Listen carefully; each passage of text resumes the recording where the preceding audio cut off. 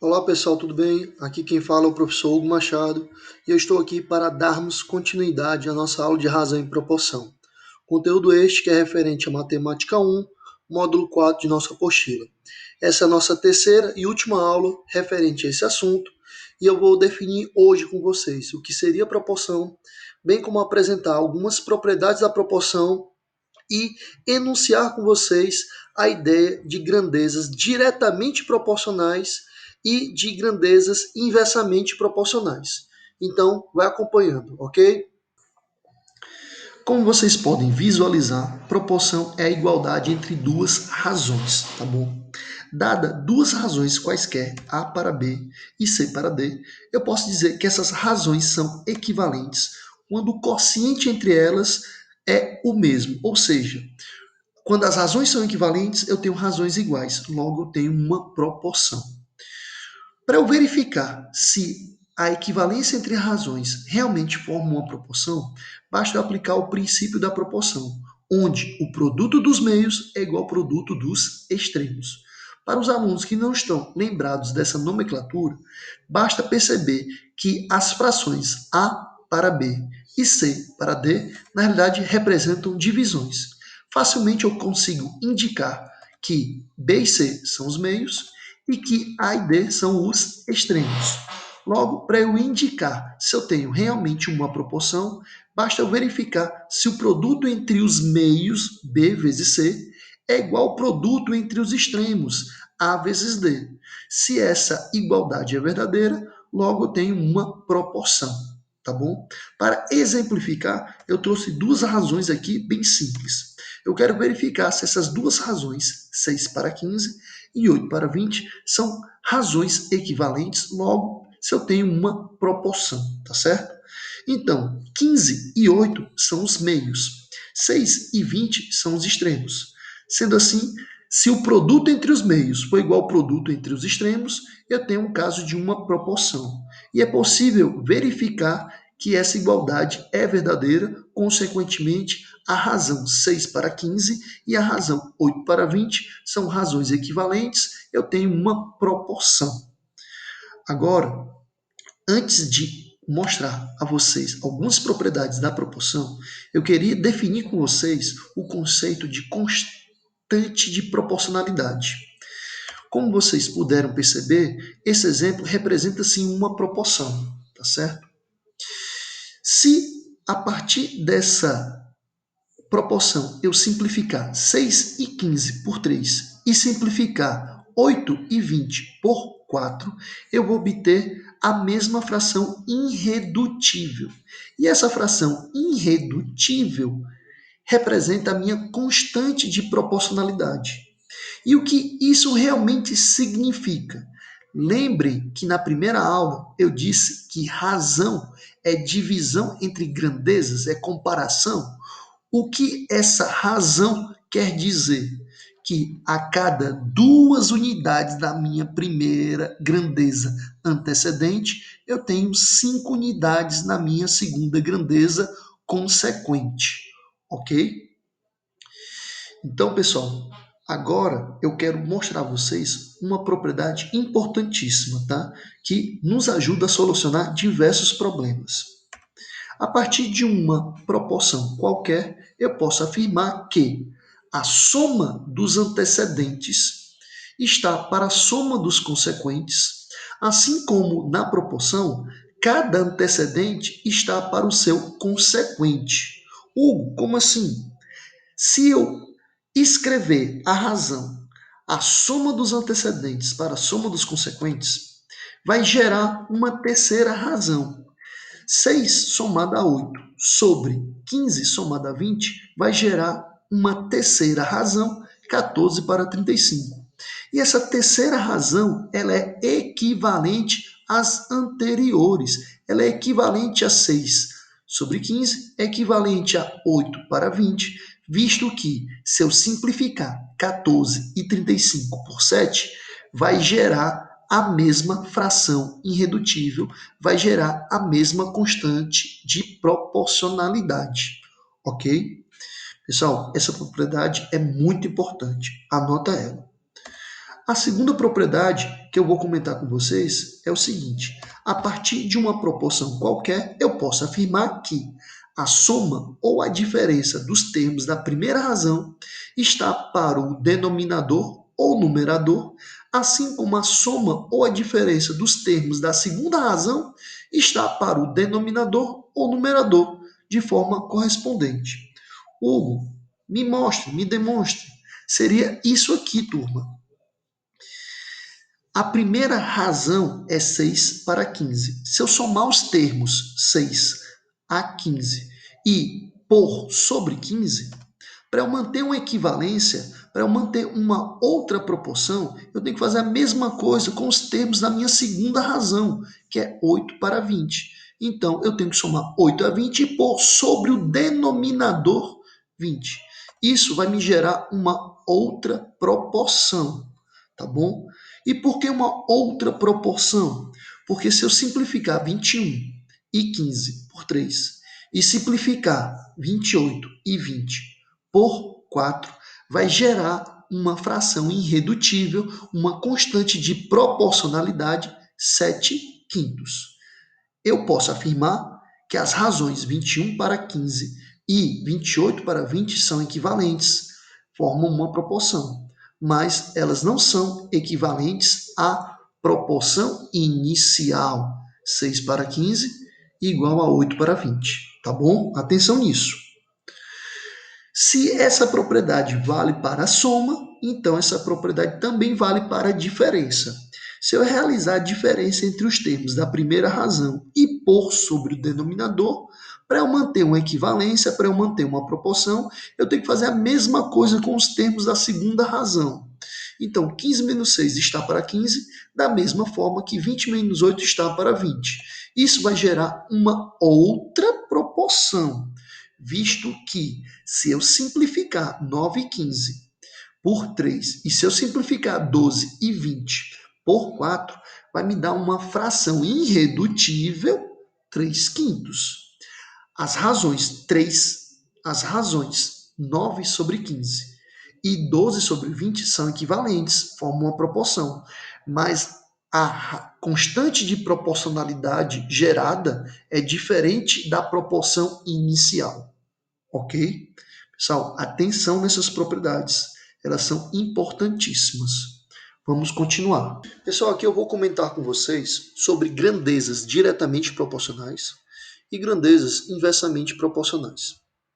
No meu primeiro quadro, eu tenho duas grandezas, número de máquinas e número de peças, onde eu estou afirmando que 24 máquinas conseguem produzir exatamente 300 peças.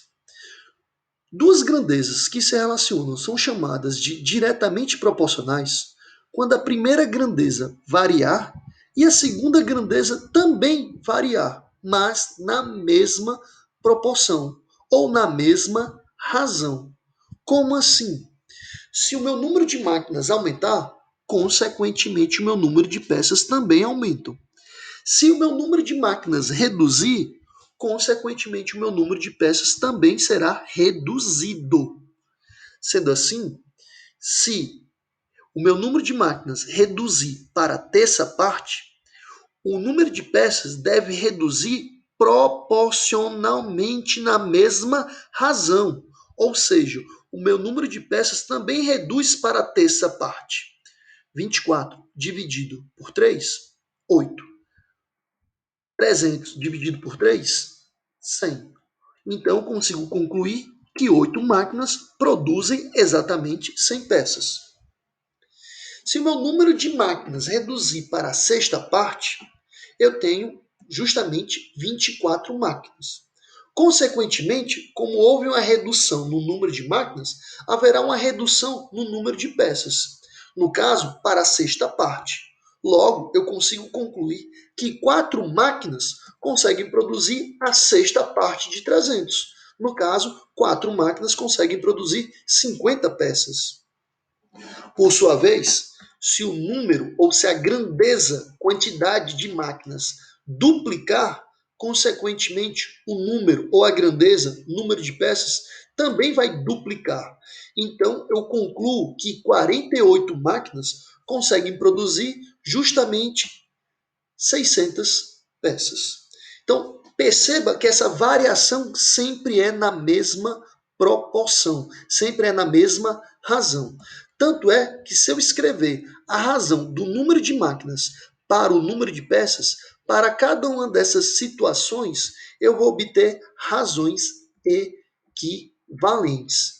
E eu consigo afirmar isso, pois se eu simplificar cada uma dessas razões, eu obtenho a fração irredutível 2 para 25. O que essa razão irredutível representa? A minha constante de proporcionalidade. O que essa constante de proporcionalidade significa?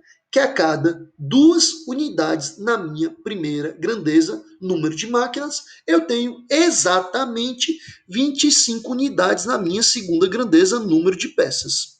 Tá bom, turma? No outro exemplo, para as grandezas inversamente proporcionais, eu tenho a seguinte situação. Eu tenho as grandezas velocidade e tempo. Um automóvel que desenvolve 120 km por hora percorre uma certa distância em 6 horas. Pessoal, aqui, para duas grandezas que se relacionam serem chamadas de inversamente proporcionais, a primeira grandeza deve variar e a segunda grandeza também variar, mas na proporção inversa ou na razão inversa. Como assim, Hugo?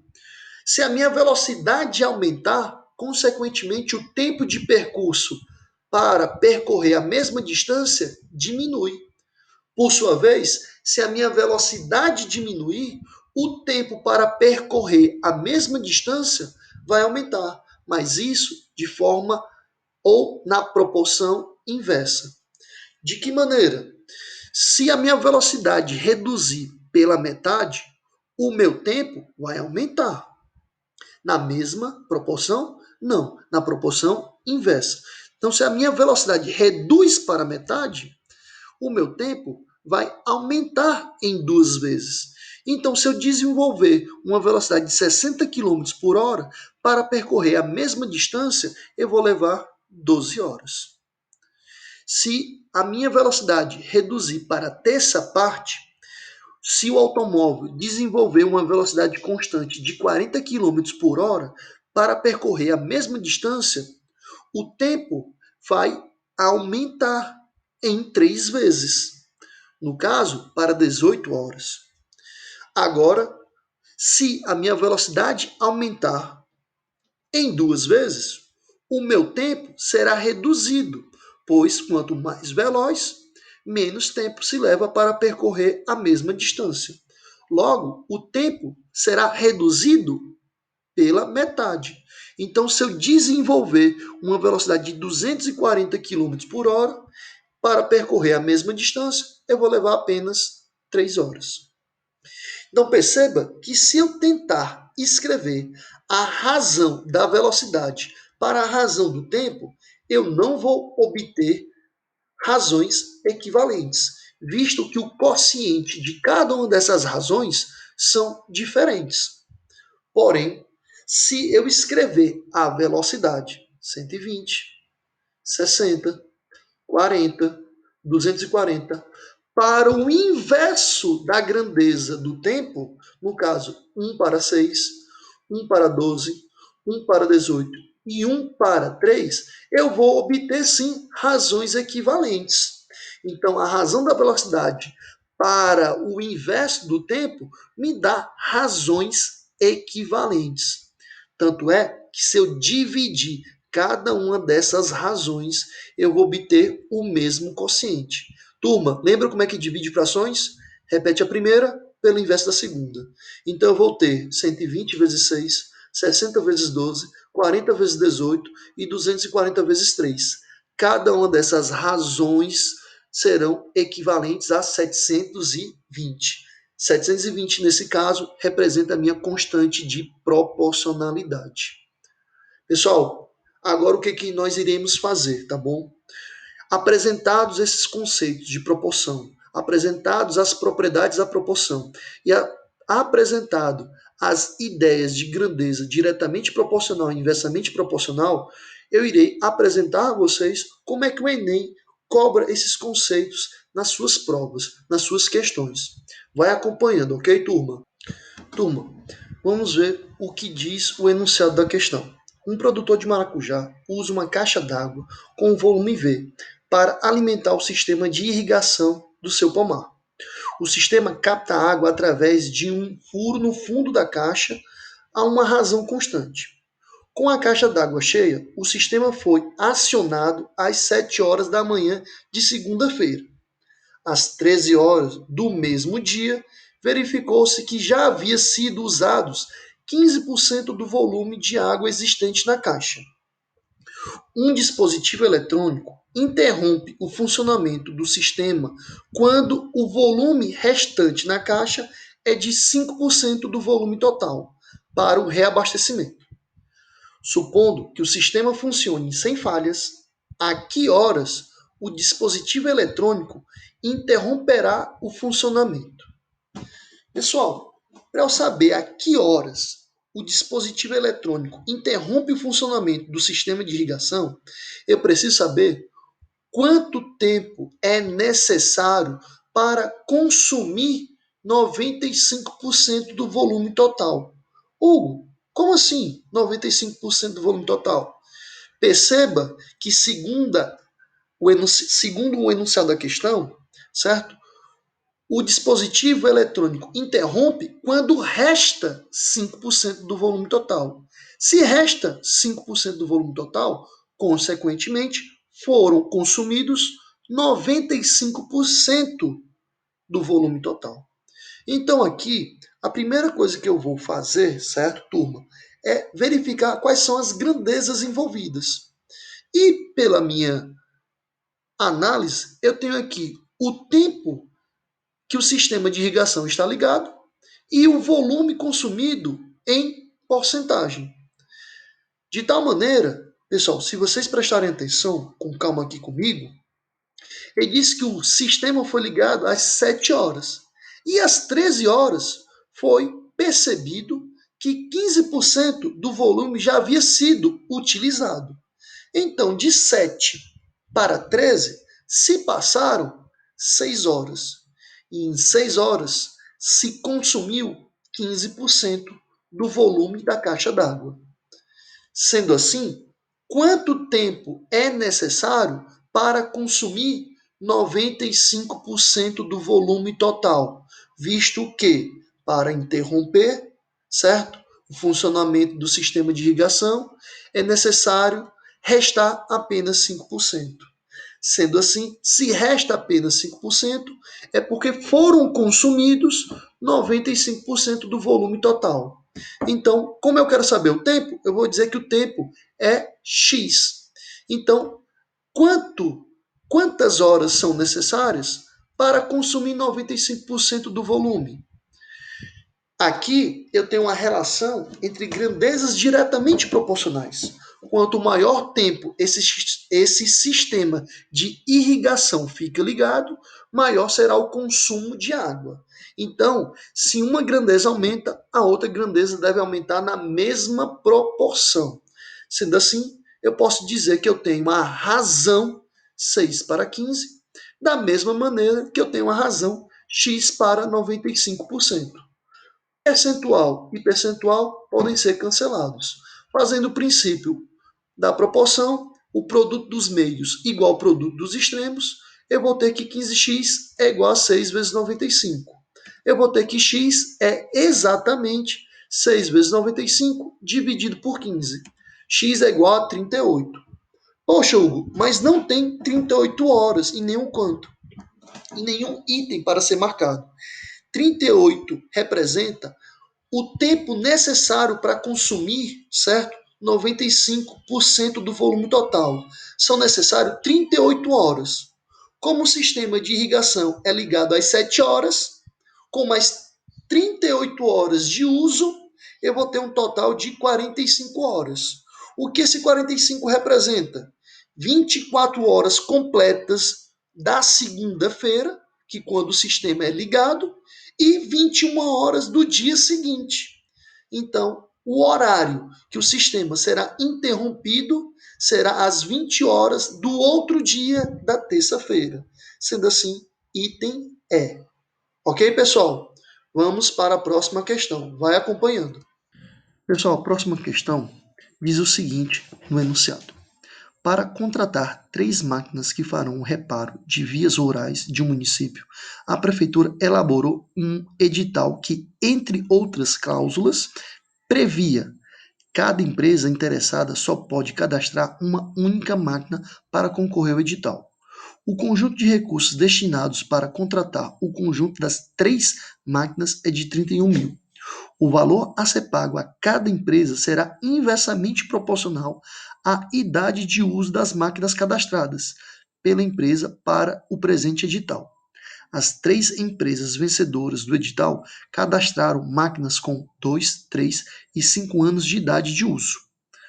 Quanto receberá a empresa que cadastrou a máquina com maior idade de uso? Aqui a questão deixa bem claro que o valor a receber para cada uma das empresas é inversamente proporcional ao tempo de uso de cada uma dessas máquinas. Então, as grandezas envolvidas é o valor a receber para os anos de uso de cada uma das máquinas. Como eu não sei quanto é que a empresa 1, a empresa 2 e a empresa 3 vão receber, eu vou dizer que a primeira empresa vai receber uma quantia X inversamente proporcional a 2.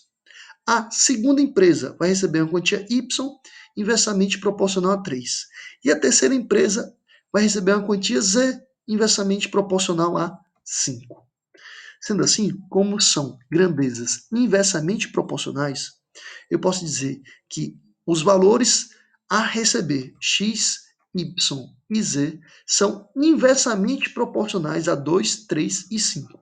Inversamente proporcional a 2, então é x sobre 1 meio, y sobre 1 terço e z sobre 1 quinto. Para continuarmos com essa solução, eu vou aplicar uma propriedade que nós comentamos inicialmente nessa aula, tá bom?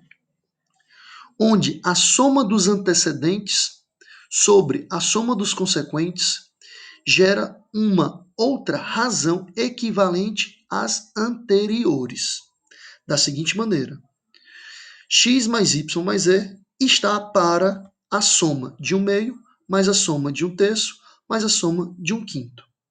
Onde a soma de x mais y mais z representa, certo, o recurso destinado para contratar as 3 empresas.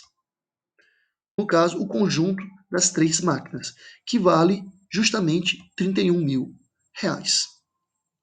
De forma separada, eu vou somar, certo, essas 3 frações.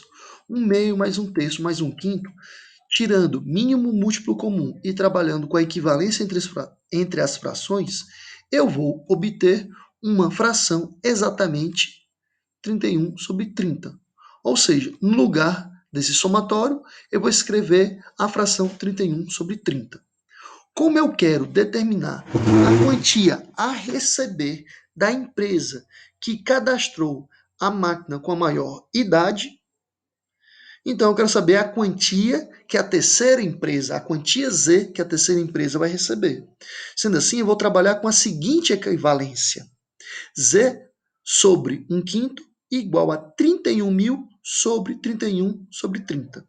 Trabalhando com a divisão entre frações, não esqueçam, repete a primeira pelo inverso da segunda, eu vou ter a seguinte equivalência, a seguinte igualdade.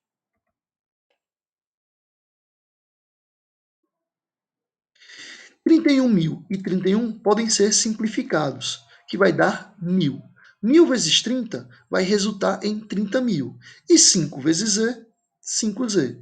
Passando 5 para o outro lado com operação inversa, eu vou obter que z, que é a quantia a receber, certo? Para a empresa que cadastrou a máquina com a maior idade, é justamente 6.000. Item B de bola. Pessoal, mais uma vez eu espero ter ajudado, espero ter sido claro e até a próxima aula. Um beijo, um abraço, valeu!